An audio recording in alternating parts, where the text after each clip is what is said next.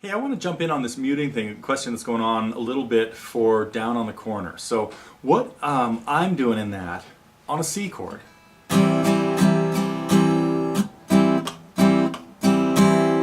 in order to kill it, I've got my C chord on and I'm lightening? I'm relaxing my hand, I'm not letting go of the strings, and the most important thing is I'm flattening out my third finger, letting it lay on all the strings. So again, I can't really get a close-up of this very well now. This is in, I know there's a video of this someplace with a left-hand close-up. I can't remember what it is right now. But I am letting my third finger, the chord's ringing, and then I'm flattening it out like that and just barely touching the strings. Now, the first time you try this, you might hear this. Because you laid it down and squeezed. This has to be so relaxed, like just lightly touching the strings to make sure they all just die. So on a C chord, that's what I'm doing, is laying my third finger down, the other fingers are staying in contact with the strings, and the same thing happens on a G chord. We're talking about, I think this is in Acoustic Owl's video of Who'll Stop the Rain. I could be wrong, but I'm here now, I just want to get this in. Same thing happens on G. With this G fingering, you relax your fingers. I've just let them all go and I lightly flatten out my third finger so it's perfectly straight and just lightly touching the strings. Like that. So if the strumming pattern, now of course on F it's really easy. Now on C and G,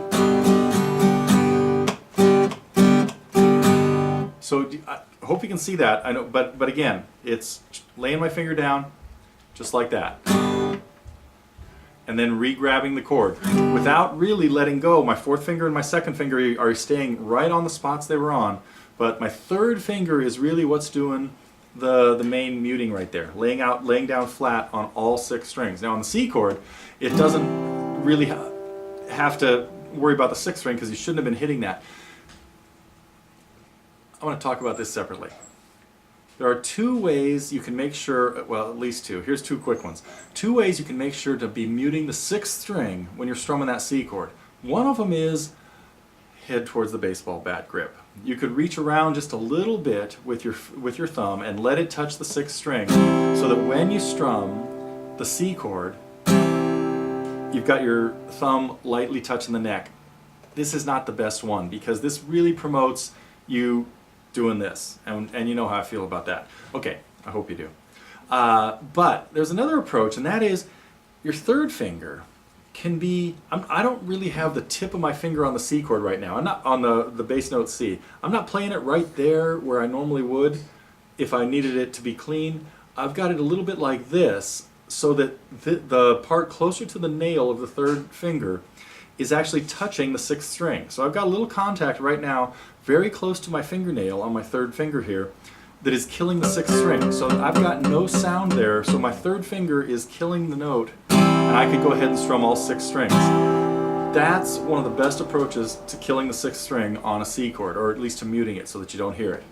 Let your third finger be on at a little different angle so it's pushing its way up into the 6th string just a little bit. And see, I'm strumming all 6 strings right now, and here's what you're hearing on the 6th string, or what you're not hearing on the 6th string. So, a couple quick tips there on muting. Hope that helps, and that little strumming pattern in Down on the Corner. I think that in that pattern there are 3 times, or is it just 2? I think that was 3. You want to kill it here. Well, you don't need to kill it there, but it's the first up. After each up is the best place to kill them. Let me try that again. Yeah, it sounds good to let the first one ring, although, I mean, the last down of the first measure ring, it could go either way. Learn the technique, and then you're in control of how you want it to sound whenever.